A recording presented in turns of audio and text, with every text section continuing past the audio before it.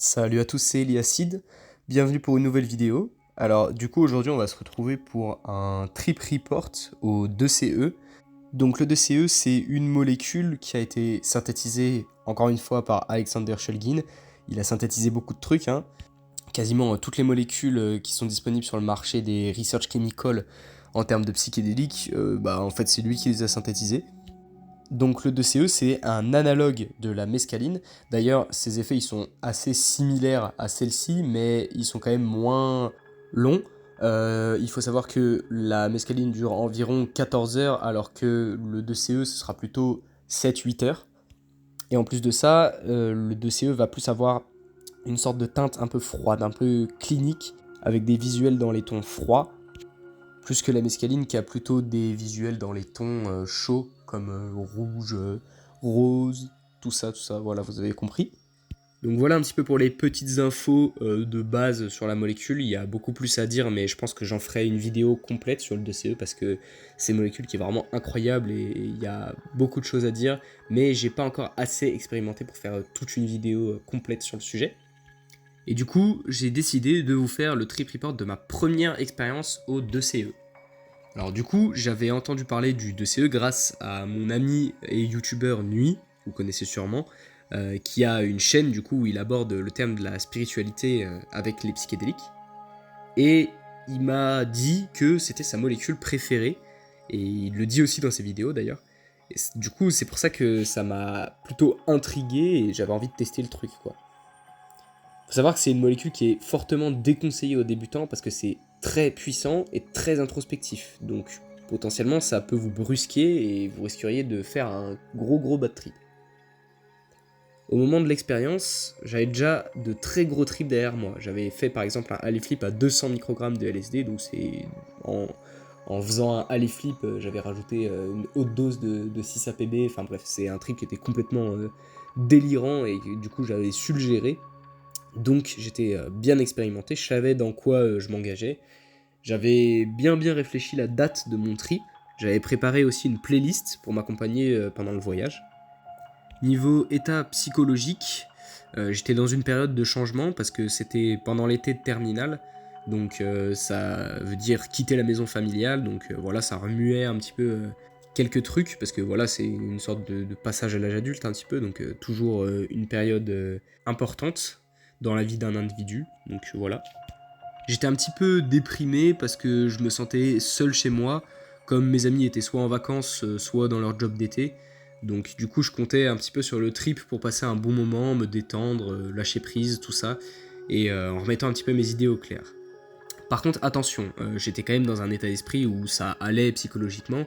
N'utilisez pas les psychédéliques dans un but de vous sentir mieux, comme quelqu'un qui prendrait, je sais pas, de l'héroïne pour se sentir mieux. Ça va pas marcher. Vous allez faire un énorme bad et ça, vous allez vous sentir extrêmement mal.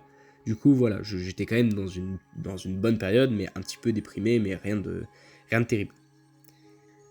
J'avais plutôt pas mal de trucs à remettre un petit peu au clair dans ma tête dans cette période, et c'est quelque chose qui est possible sous psychédélique, du coup je me suis dit que c'était plutôt une bonne idée, pour aller un petit peu analyser en profondeur ce qui se passait chez moi, ce qui se passait en moi. Du coup, concernant le setting, j'étais chez moi, dans ma maison, avec ma mère à côté, qui était au courant que je trip, comme d'habitude. J'ai passé la majorité de mon trip dans ma chambre, excepté quelques allers-retours aux toilettes, j'ai passé tout le trip à méditer. J'étais dans mon lit, tranquille, voilà. Donc c'est dans ce contexte que je drop 15 mg de 2CE, qui provenait d'un lot que j'avais fait analyser au préalable chez l'association Not for Human. Je vous laisserai le lien en description si vous souhaitez faire de l'analyse à distance. C'est gratuit, anonyme et c'est assez pratique. Moi j'utilise tout le temps ce service. Et je vous invite à faire de même parce que l'analyse c'est très important pour savoir exactement les produits que vous consommez, être sûr que vous consommez bien le bon produit. D'habitude, je me mets dans le mood trip dès que je drop les substances, c'est-à-dire dès que je commence à méditer et que je lance la playlist. Mais là malheureusement j'avais oublié d'acheter l'abonnement stoppant les pubs sur SoundCloud, du coup j'essaie de l'activer mais ça marche pas, je dois faire des mises à jour sur mon téléphone, bref, j'ai perdu bêtement 1 heure de mon temps sur ce détail. Si quelque chose de similaire vous arrive en trip, ne perdez pas votre temps, parce que ça peut vous stresser et entraîner une montée désagréable. Avec le 2CE, n'hésitez pas à faire un drop progressif pour éviter la nausée pendant le trip, qui est particulièrement forte avec ce produit. Si vous prenez 15 mg au total par exemple, vous pouvez faire 10 mg, puis 30 minutes après 5. Il y a aussi la possibilité de manger du gingembre une petite demi-heure avant le drop, parce que le gingembre ça aide pour les nausées, donc c'est un truc naturel et c'est cool. Personnellement, j'avais à disposition du méthopiamazine, plus connu sous le nom de Vogalib. Alors du coup, c'est un médicament qui est un anti-émétique, c'est-à-dire qu'il supprime la nausée, et il agit comme antagoniste des récepteurs à dopamine. Il est en vente libre et trouvable en pharmacie. Il est assez utile pour les substances donnant trop de nausées, par exemple le DXM en sirop ou les champignons chez certaines personnes. Moi, j'ai pas vraiment de nausées sous champi, mais il y en a chez qui ça donne des fortes nausées. Renseignez-vous bien sur les interactions de ce médicament si vous prenez un traitement, parce que ça pourrait potentiellement être dangereux. Je connais pas ces interactions, mais voilà, il peut y avoir des dangers. Utilisez plutôt le gingembre si vous combinez le 2CE avec un empathogène, par exemple la MDMA, parce qu'à ce moment-là, le Vogalib, ça bloquerait l'effet agoniste des récepteurs à dopamine de l'empathogène. Donc ce serait dommage parce que en fait, vous n'aurez pas les effets complets de l'empathogène. J'ai notifié pas mal de tremblements pendant la montée du 2CE. Il commence à faire légèrement effet au bout de 50 minutes, mais il faut attendre environ 1h20 à 1h30 pour que vous le sentiez vraiment. Parfois même 2 heures chez certaines personnes.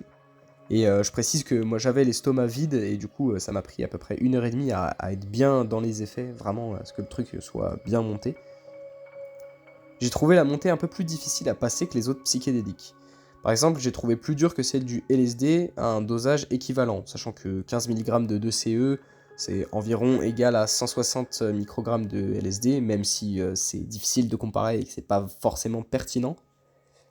Du coup, je commence à vraiment sentir le 2CE après une quinzaine de minutes à méditer, une fois que les 50 premières minutes de galère avec cet abonnement SoundCloud soient passées.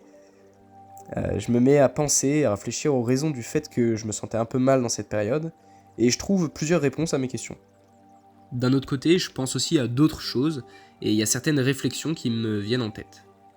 Durant cet été, je voulais faire un Ali Flip, donc c'est un combo qui est inventé par le youtubeur Nuit, qui est un mélange de LSD, de MDMA et de 2CB pris dans cet ordre. Et j'invite du coup les curieux à se renseigner sur sa chaîne, mais dites-vous que c'est un mélange d'une puissance extrême, comme je vous le disais un petit peu plus tôt au début de la vidéo. Et en fait, c'est tout simplement une fusion entre un Candy Flip et un Nexus Flip.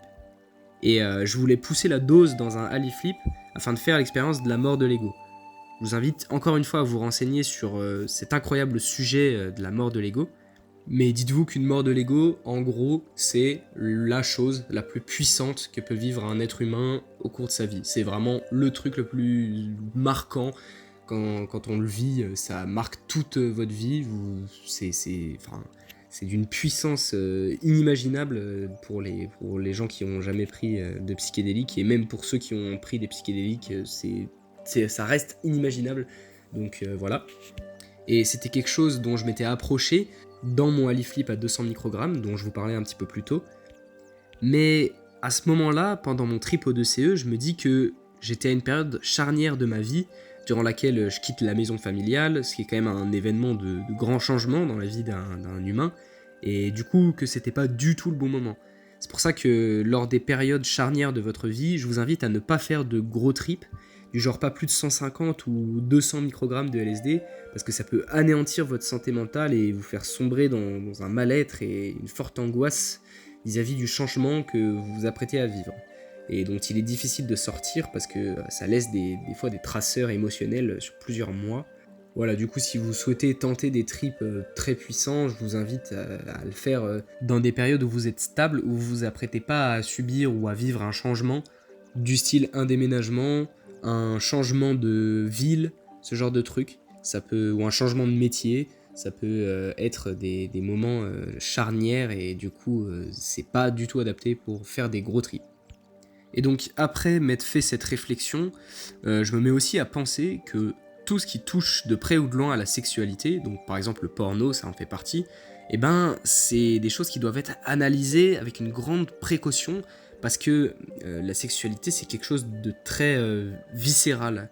c'est quelque chose dans lequel on a confiance, entre guillemets, donc dans lequel potentiellement on va très loin dans les fantasmes, sans forcément se rendre compte que c'est délétère, que ce soit pour nous, pour notre santé mentale, mais aussi pour les autres, par exemple en développant des fantasmes et des idées malsaines. Donc je médite un petit peu là-dessus pour, j'essaye de remettre un peu en question mon raisonnement, est-ce que je viens de penser, etc.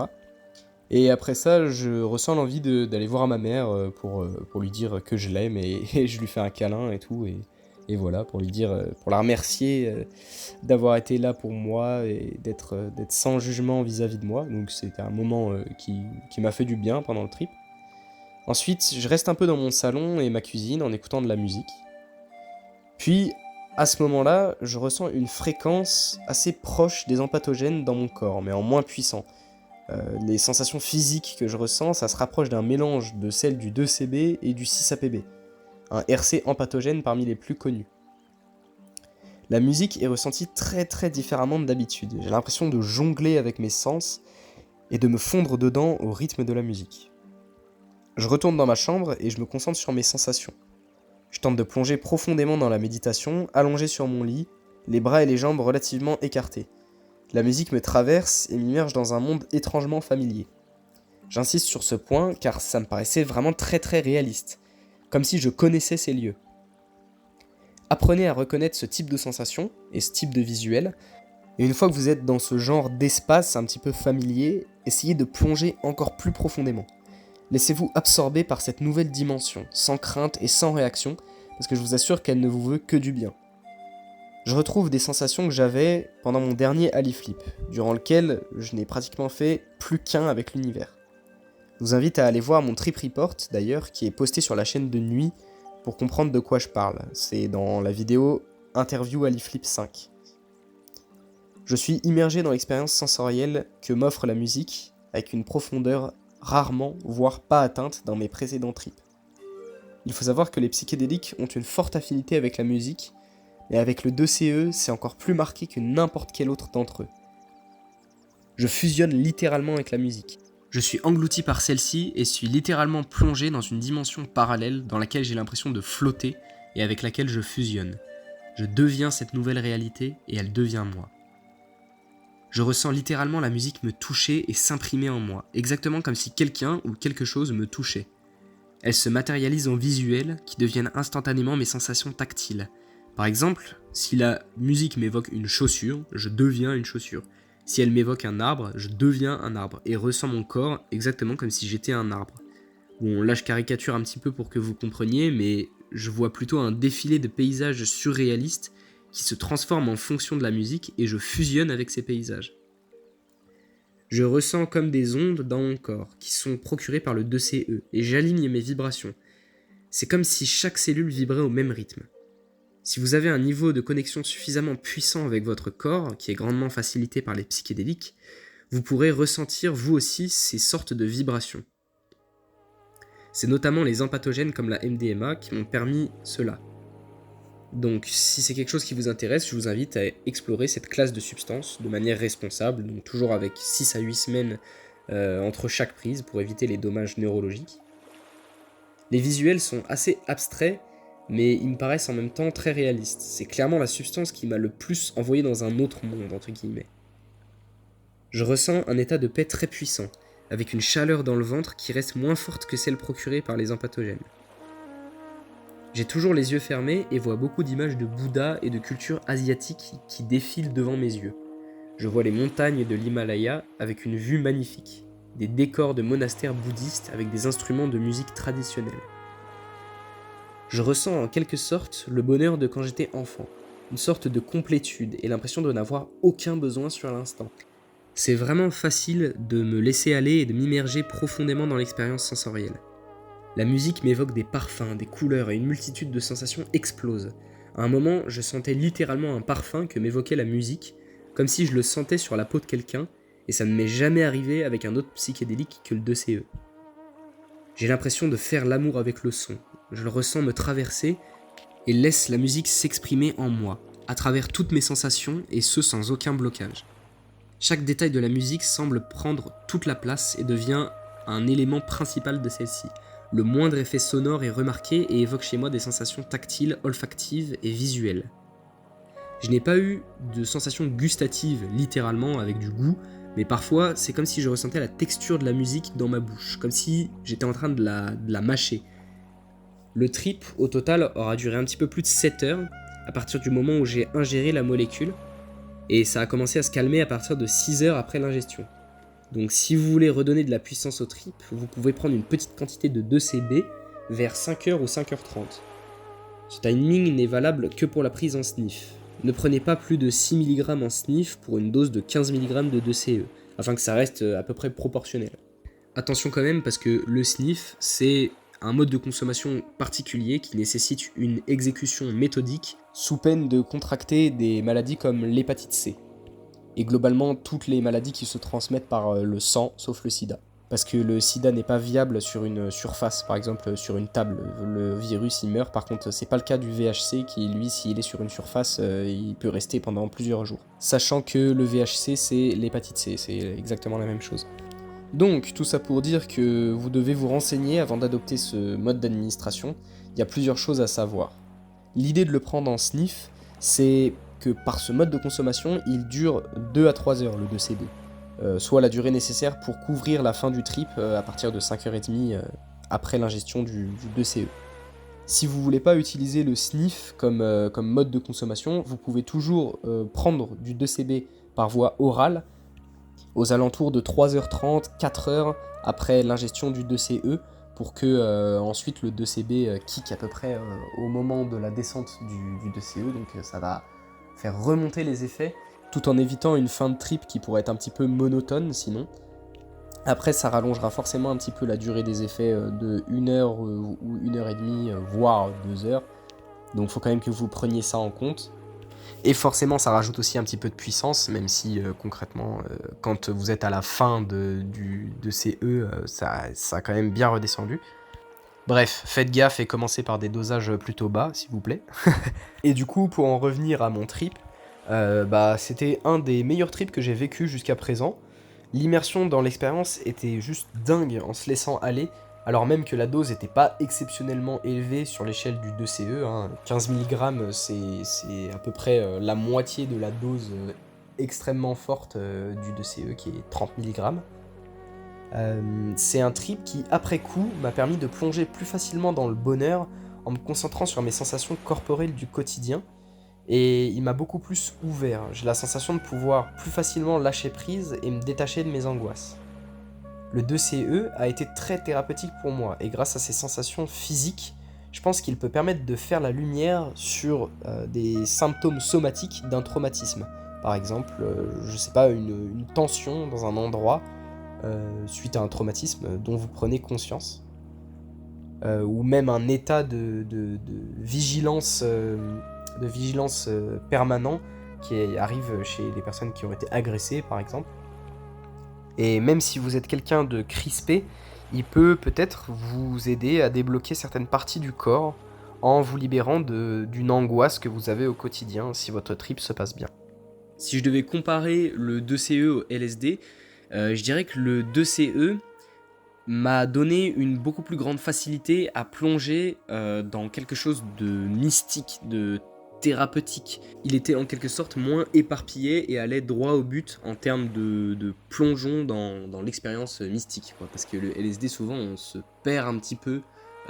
C'est plus difficile de remarquer qu'on est en train de s'égarer et qu'on est en train d'être dans le dialogue interne, finalement. Dialogue interne qu'il faut stopper si on veut être dans l'expérience mystique et dans vraiment la pure méditation. Donc voilà, c'était tout simplement plus facile de méditer sans avoir de pensée avec le 2CE.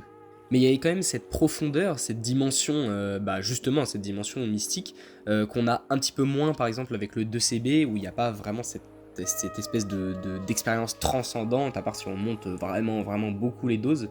Et du coup j'ai trouvé que c'était une sorte de mix finalement entre du LSD et du 2CB, mais qui était même encore plus profond, encore plus deep que le LSD. Le body load, c'est-à-dire les sensations physiques que j'ai eues, c'était un des plus forts proportionnellement à la dose que j'ai pris, parce que j'avais eu, bon, le body load le plus fort que j'ai eu, c'était quand même pendant mon lift flip à 200 microgrammes, mais là on était quand même sur quelque chose d'assez impressionnant, hein. C'est-à-dire que j'avais l'impression que la musique me touchait littéralement, comme si quelqu'un mettait son doigt sur ma peau, quoi. Et c'était des vraies hallucinations tactiles qui étaient extrêmement agréables. Donc voilà, donc faut faire gaffe parce que bah, ça peut quand même être assez surprenant, surtout pour les débutants.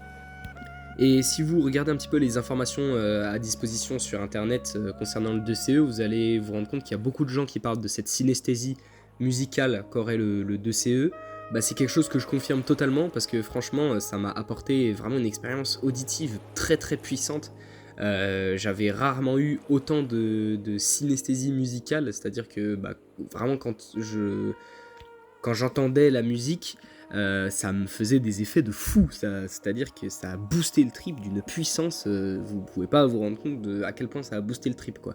Et c'est surtout que l'expérience musicale était tellement plus renforcée, plus profonde, plus meaningful, plus significative. C'était exceptionnel. Voilà, donc je pense que bah, je vous ai tout dit. N'hésitez pas à aller checker mes autres vidéos. On a parlé de musique, j'ai sorti récemment une vidéo sur la musique en trip.